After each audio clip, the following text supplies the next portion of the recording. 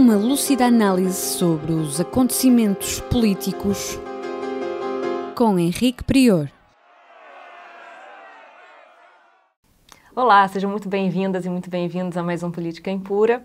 Hoje temos então as análises da semana com o Dr. Henrique Prior. Dr. Henrique, muito obrigado pela sua presença. Eu é que agradeço, doutora Thalita.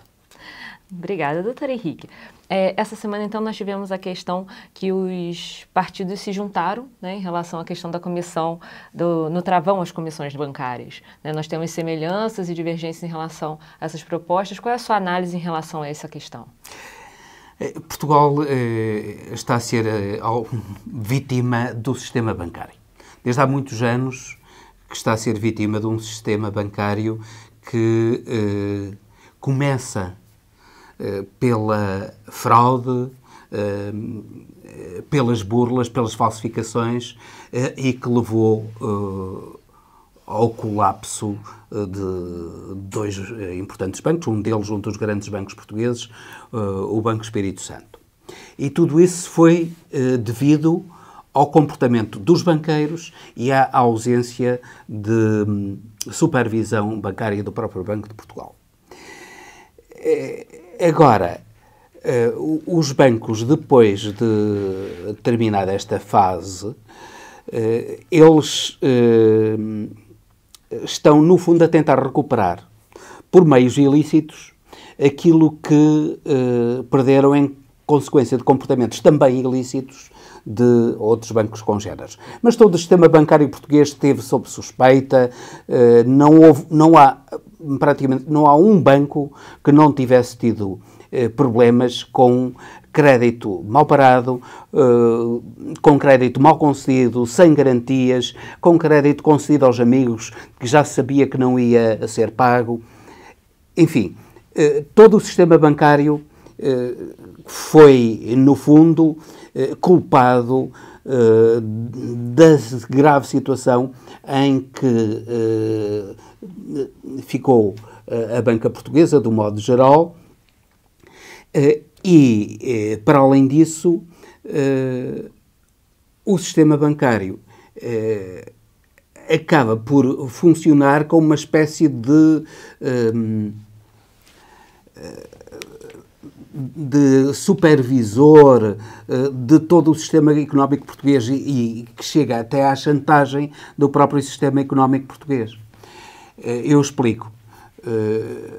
No fundo, aquilo que os bancos estão a fazer é, depois de terem levado a cabo as fraudes que todos conhecemos, eles estão agora a entrar no bolso dos seus clientes para, através de comissões, compensarem precisamente essas fraudes. Nós sabemos que, nomeadamente, o Fundo de Resolução,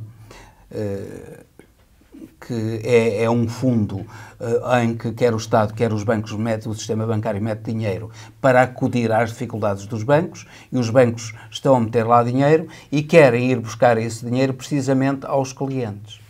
Mas, simultaneamente, eles não deixam de dar lucros a distribuir, lucros chorudos, dividendos, nomeadamente, pelos seus acionistas e, sobretudo, dar remunerações autenticamente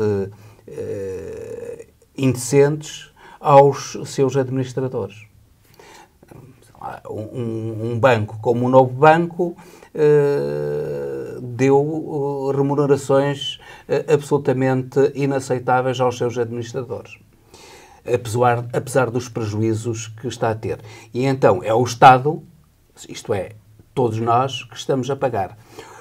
Todos nós, através do Estado, através dos impostos que pagamos ao Estado, e todos nós, através dos bancos, através das comissões que os bancos, de uma maneira autenticamente abusiva e com a conivência da supervisão bancária e da regulação bancária, estão a cobrar aos portugueses.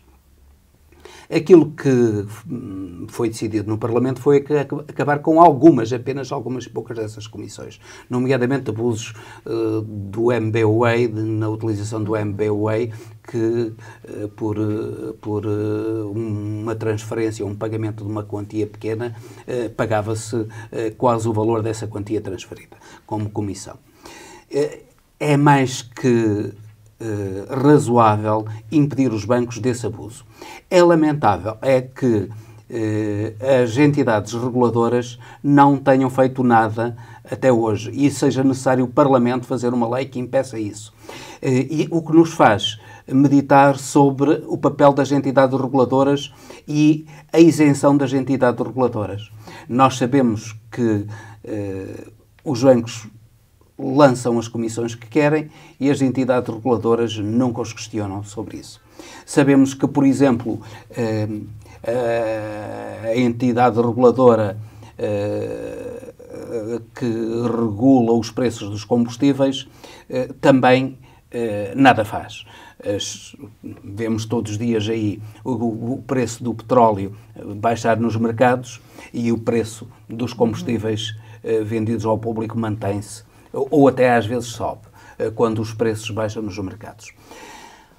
Ora bem, é importante que o Estado determine como é que funcionam as entidades reguladoras e regula ele próprio o funcionamento das entidades reguladoras e supervisiona ele próprio também o funcionamento das entidades reguladoras. Um dos grandes problemas das nossas sociedades é, sobretudo, quem policia os polícias. E as entidades reguladoras são polícias, mas não tem ninguém que os policie. Isso leva à captação das entidades reguladoras pelos próprios regulados e frequentemente aquilo que nós assistimos é que os reguladores transitam das entidades reguladas para a regulação e vice-versa. Ora, isso não pode acontecer e o Estado tem de instituir mecanismos de controle das atividades reguladoras que impeçam esse comportamento abusivo dos bancos, que, de uma maneira completamente contrária à concorrência, e no fundo eles estão todos feitos uns com os outros, como se costuma dizer, violando as leis da concorrência, eles praticam praticamente as mesmas taxas com pequenas diferenças sobre todas as atividades, também sobre as mesmas atividades dos seus clientes. Portanto, a entidade reguladora e nomeadamente a entidade reguladora relativa à concorrência devia também atuar nestes casos e, infelizmente, não atua. Repito, tem que haver uma regulação e uma supervisão dos próprios reguladores que, infelizmente, em Portugal continuam a não existir e eles continuam a trabalhar em roda livre, beneficiando as entidades reguladas e não os consumidores e utentes. Em relação à questão da Turquia, ela já informou que não irá bloquear, enfim, o fluxo migratório dos refugiados. Qual seria a sua percepção em relacionamento a esse posicionamento da Turquia? Bem, a Turquia, neste momento, tomou essa atitude porque Erdogan sofreu uma derrota no campo de batalha na Síria. Erdogan está a ter o papel de polícia no Médio Oriente, no fundo, um ditador encapotado que só porque as Forças Armadas não o permitem é que ele não acaba com os outros partidos e se transforma mesmo num ditador. E face a uma derrota militar, ele faz chantagem sobre a Europa, dizendo que vai atirar para cá, para a Europa, todos os imigrantes, sabendo que a Europa, particularmente países como a Grécia, que estão com dificuldades económicas graves, não têm condições para absorver esses imigrantes de uma só vez. Por outro lado, diaboliza também os refugiados. tentando fazer crer às opiniões públicas que eles acabam por ser um mal, um fardo para os países em que se vão refugiar, quando frequentemente não é assim. Portugal tem imensa necessidade de pessoas que venham de outros países, nomeadamente as pessoas mais novas, mais jovens, ou de média idade, que estejam em condições de trabalhar, de produzir e ter filhos. Portugal precisa disso. Mas a Turquia está a utilizar isso como um instrumento de chantagem. Era importante que a União Europeia, que tem adiado a adesão da Turquia à União, a Turquia já há muitos anos que pediu a adesão à União Europeia simplesmente pelo facto de manter a pena de morte e de manter a legislação que não é compatível com a legislação da União Europeia, não foi admitida. Mas há tratados comerciais que permitem à Turquia exportar para cá bens, nomeadamente os têxteis, dos quais a Turquia é já um grande produtor e que exporta para a União Europeia. Se a Turquia continuar a comportar-se como tal, era importante que a União Europeia tomasse uma medida conjunta para, através, nomeadamente, dos impostos sobre a entrada de bens na União Europeia, fazer ver à Turquia e ao proto-ditador Erdogan que a Europa não é facilmente chantageável, que ele próprio tem de respeitar a democracia dentro do seu país, nas relações com países terceiros e, particularmente, nas relações com a Europa. Infelizmente, a Europa continua a ter uma posição relativamente dúbia quanto a Erdogan. É mais um ditador que muitas vezes é tolerado, de certo modo, pela Europa. E é lamentável que isso aconteça. Em relação à Guiné-Bissau, a gente pode afirmar que está passando por nesse campo da política, uma realidade ficcional, uma ficção da realidade, é uma ameaça à democracia essa situação? É outro problema da ameaça. A Guiné-Bissau, desde a sua independência, tem tido sucessivos governos que estão a destruir a economia, estão a destruir a paz dentro daquele país. Basta ver a quantidade de golpes de Estado que aconteceram ao longo dos 45 anos, cerca de 45 anos de independência da Guiné-Bissau, que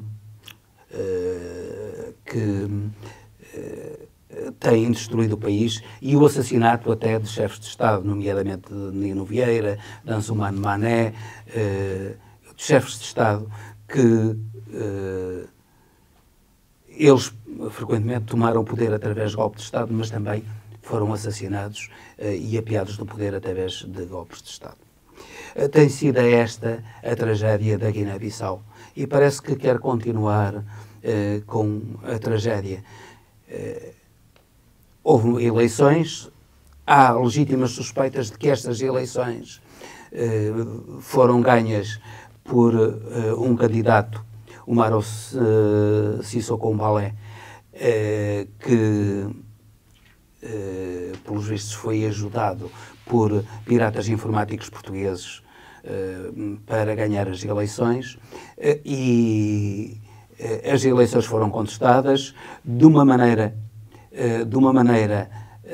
tal que o próprio Supremo Tribunal de Justiça da Guiné-Bissau ordenou à Comissão Nacional de Eleições da Guiné-Bissau que fizesse uma recontagem dos votos.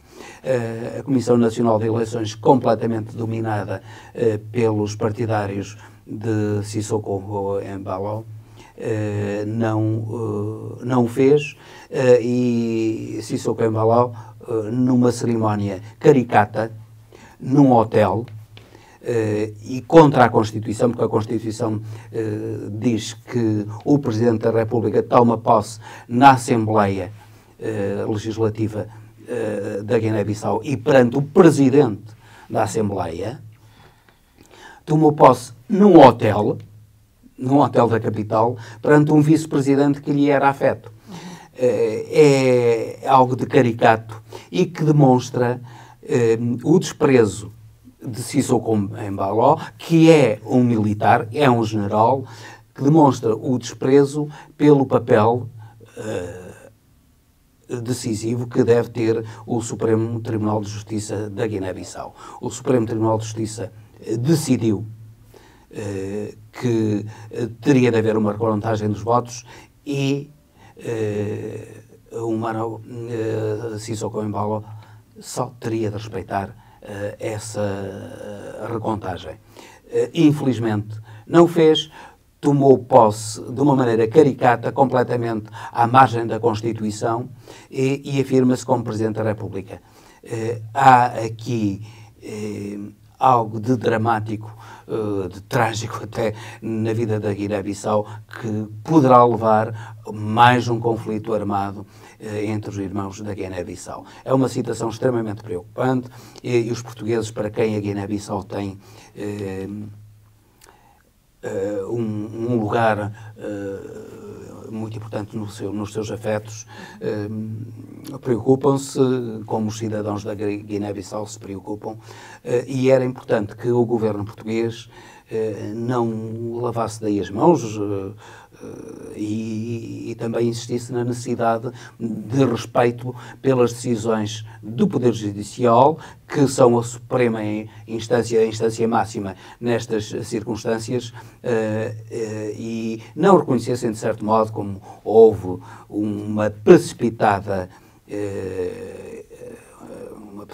mensagem, nomeadamente do Presidente da República e do Primeiro-Ministro, a felicitar Sissoko Embaló pela vitória nas eleições, que esteve longe de se verificar. Esperamos que a sensatez venha ao de cima e que haja uma mudança no comportamento daqueles que se opõem ao PAIGC, que cometeu muitos erros. O PAIGC foi o partido da independência, mas também foi o partido dos golpes de Estado. Começou por Nino Vieira, que afastou Luís Cabral, um presidente legitimamente escolhido, e que deu origem a sucessivos golpes de Estado também na Guiné-Bissau e a transformação da Guiné-Bissau num narco-Estado, num Estado de traficantes de armas, dos quais o exército da Guiné-Bissau é o principal beneficiário. As Forças Armadas da Guiné-Bissau são as principais beneficiárias desse e autoras desse tráfico de armas e do tráfico de droga. Ora, seria importante que a própria Guiné-Bissau diminuísse o peso das Forças Armadas no seu sistema político. Enquanto tal não suceder, e os militares são uma parte importante da população ativa na Guiné-Bissau, que é extremamente grave, e absorvem grande parte dos rendimentos do Estado, para além de toda a ladroagem que há e que eles levam a cabo, eles absorvem em vencimentos grande parte das receitas do próprio Estado. Era importante uma diminuição do peso dos militares no poder e na economia da Guiné-Bissau, para que a Guiné-Bissau se possa erguer, e isso só poderá acontecer também se a CEDAW, a Comunidade Económica dos Países da África Ocidental, e o mesmo Portugal e outros países da lusofonia concederem empréstimos e terem uma cooperação com a Guiné-Bissau, exigindo simultaneamente essa diminuição do poder das Forças Armadas, exigindo que a Guiné-Bissau tenha um regime verdadeiramente democrático, que as instituições democráticas funcionem e que funcione o princípio da separação de poderes e do respeito pelas instâncias supremas do Poder Judicial, nomeadamente do Supremo Tribunal de Justiça. Perfeito. Em relação ao coronavírus, a Organização Mundial de Saúde elevou o nível, né, para muito elevado essa semana da questão dessa... Poderíamos falar dessa pandemia, doutor? Eu acho que, de certo modo, já se pode falar numa pandemia, porque está a ser completamente incontrolável. Neste momento já há 50 países que estão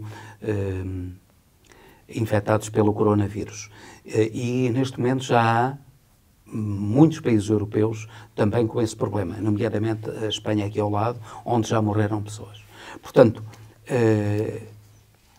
o coronavírus está a ser verdadeiramente uma pandemia e está a afetar gravemente, aliás, o secretário-geral das Nações Unidas, António Guterres, disse-o com clareza, que está a afetar as economias. E as bolsas estão a ressentir-se disso, com uma quebra nas bolsas enorme e com uma quebra no preço do petróleo também enorme, precisamente porque há um arrefecimento da economia que está a ser bastante sensível. Curiosamente, a economia portuguesa não se está a sentir não sentiu os efeitos, não só do coronavírus, mas de um arrefecimento da economia mundial, nomeadamente da economia europeia e da economia alemã, até em particular, que aconteceu em 2019. A economia portuguesa cresceu 2,2% no ano passado, 3 pontos para além daquilo que o Governo e as instituições e outras instituições, nomeadamente o Banco de Portugal e a Comissão Europeia, tinham previsto, e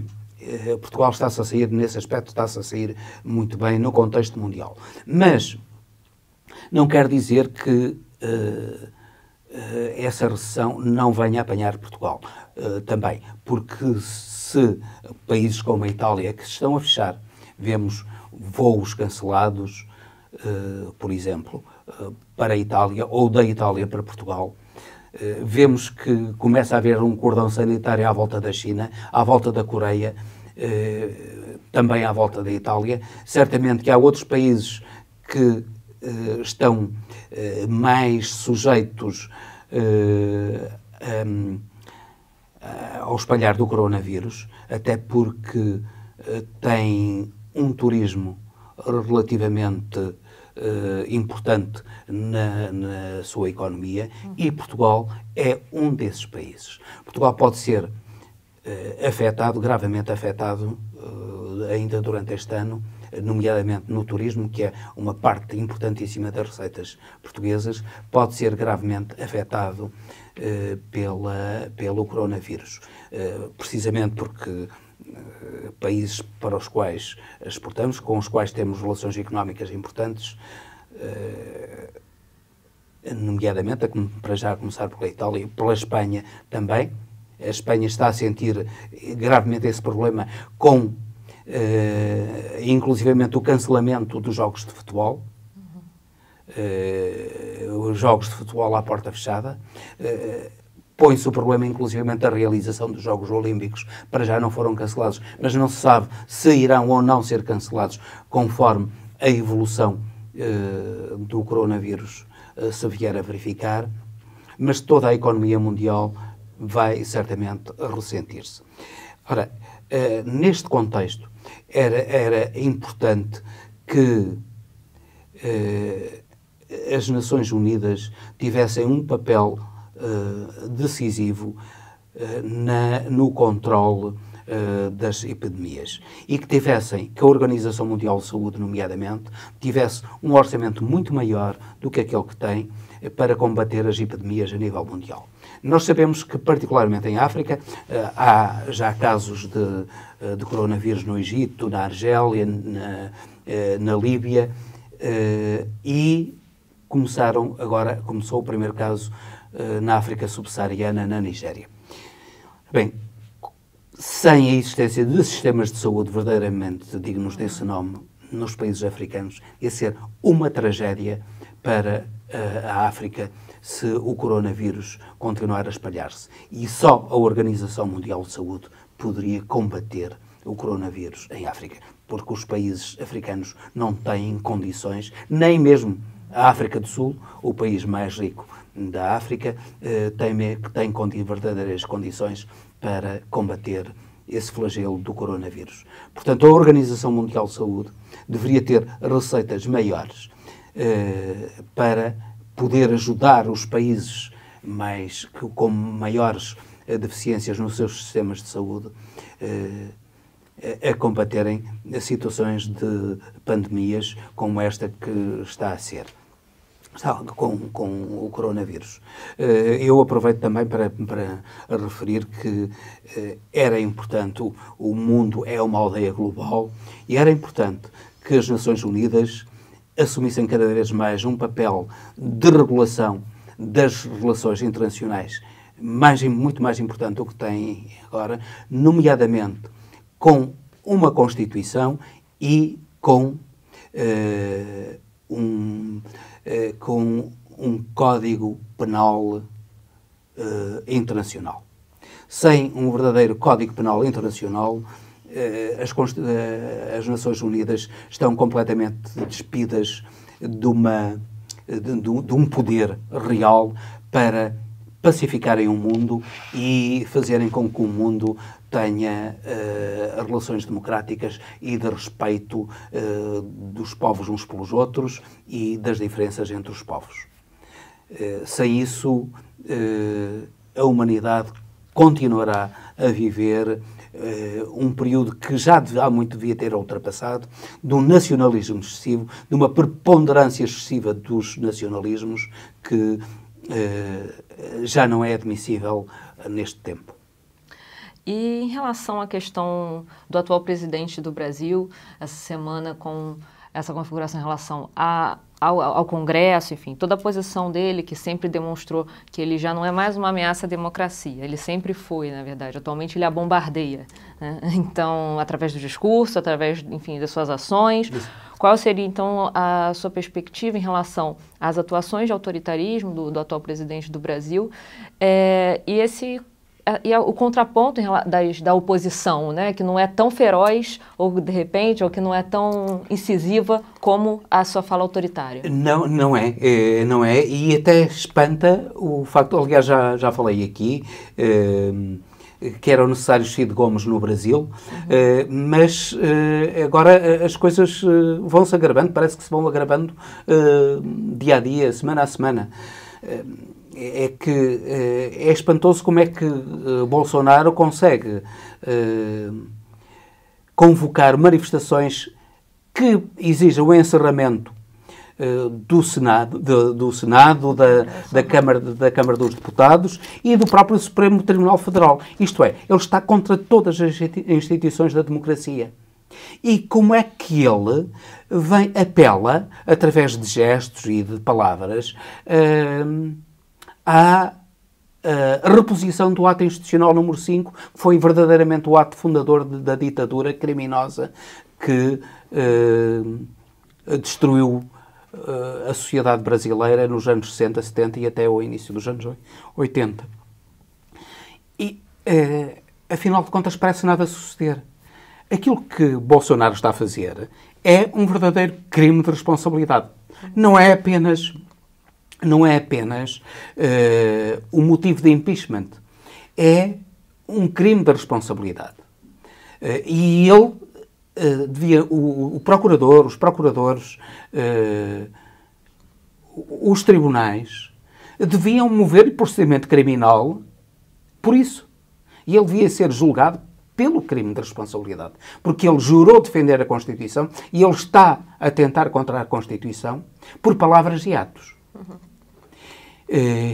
Infelizmente, no Brasil, aquilo que sucede é que os brasileiros, como se diz em Portugal, espetam muito e açam pouco. Isto é, falam muito, têm muita conversa, mas atos são poucos. Particularmente, infelizmente, na oposição. A oposição fala muito, se calhar já fala menos do que há uns tempos atrás, por causa do medo. Mas ainda fala muito. Mas atos não existem.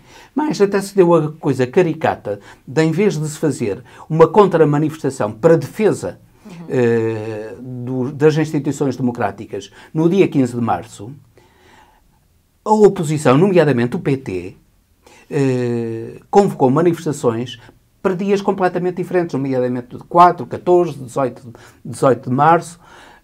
Portanto, dias em que não tem, em que, de certo modo, a importância da manifestação convocada pelo Bolsonaro e pelos seus partidários já ou ainda não teve, não teve o peso devido porque ainda não se verificou, ou já deixou de ter o peso devido.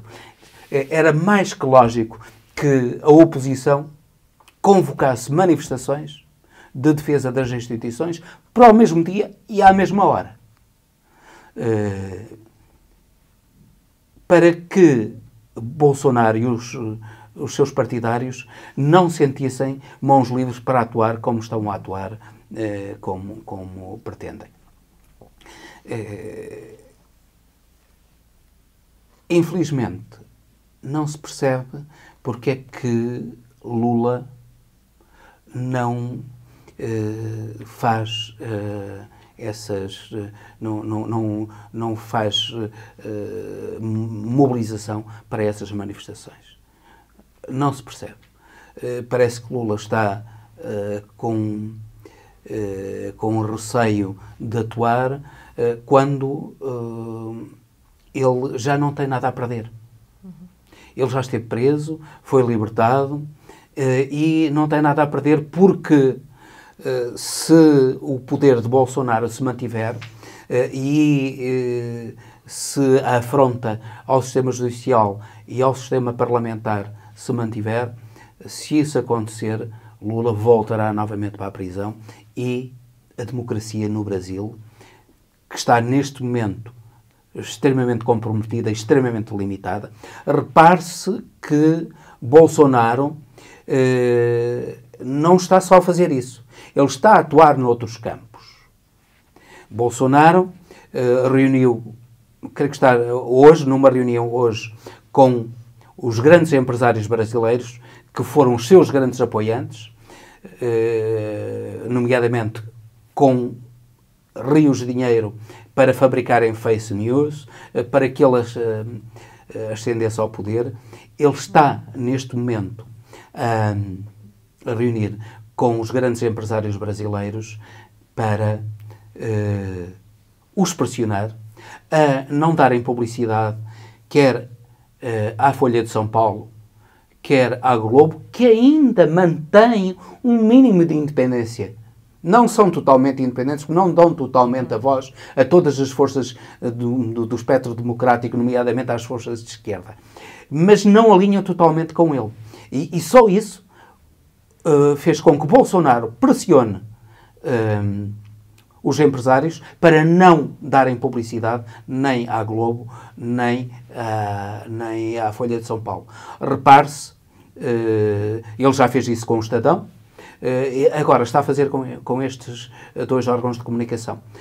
É a liberdade de imprensa que também está a ser destruída por outros meios no Brasil. Pelo contrário, ele chamou para o Brasil a CNN, que lhe é afeta e que vai defender as suas posições. Isto é, há aqui uma forma de silenciar órgãos que ainda mantêm algum comportamento democrático, órgãos de comunicação que mantêm algum comportamento democrático, e fazer com que a comunicação social brasileira seja completamente dominada pelos órgãos que lhe são afetos. No meio disto tudo, o que espanta é a classe média brasileira. Uma grande parte, a grande maioria da classe média brasileira é afetada não só de cobardia, mas também de cumplicidade com estes indivíduos que estão a destruir o Brasil, estão a destruir a democracia no Brasil. Repare-se que aquilo que Paulo Guedes, Bolsonaro e a sua equipa, com Paulo Guedes à frente, que é um indivíduo partidário do liberalismo económico, que ocorreu não só no Chile e que levou o Chile de Pinochet a uma situação de depois de um início de grande crescimento económico, mas com desigualdades enormes, depois de um período de crescimento económico precisamente motivado pelo investimento dos detentores do dinheiro na economia e no sistema de Pinochet. No Brasil está a suceder a mesma coisa. Há um investimento inicial, mas esse investimento inicial, dada a fragilidade do próprio capitalismo brasileiro, vai diminuir. E aquilo que vai suceder, que já está a suceder, com Paulo Guedes e a sua política, é aquilo que sucedeu na Argentina. Isto é, sucessivas bancarrotas que levaram a situações autenticamente trágicas na Argentina, como sucedeu ainda agora com Maurício Macri, que saiu do poder com uma derrota estrondosa, precisamente porque ele levou a Argentina autenticamente à falência. E aquilo que Bolsonaro e Paulo Guedes estão a fazer é levar a Argentina, o Brasil, melhor dizendo, à falência, como sucedeu com a Argentina. E, infelizmente, a classe média brasileira não está a perceber isso. Não está a perceber que ela própria vai ser uma vítima de tudo isso e que vai haver uma proletarização enorme da classe média, como sucedeu na Argentina. Era importante que as forças democráticas estabelecessem uma grande aliança contra esta proto-ditadura de Bolsonaro, para que o Brasil não se afunde. Perfeitamente, doutor Henrique. Muito obrigada pelas suas considerações e pelas suas análises das notícias da semana. Obrigado eu, doutora Thalita. Agradecemos, então, a todos e a todas e encerramos aqui o nosso Política Impura. Para quem não conhece, siga nossa página no Facebook, siga o nosso canal no YouTube e acesse nosso site www.rtf.pt e radiotransforma.pt. Obrigada, até a próxima.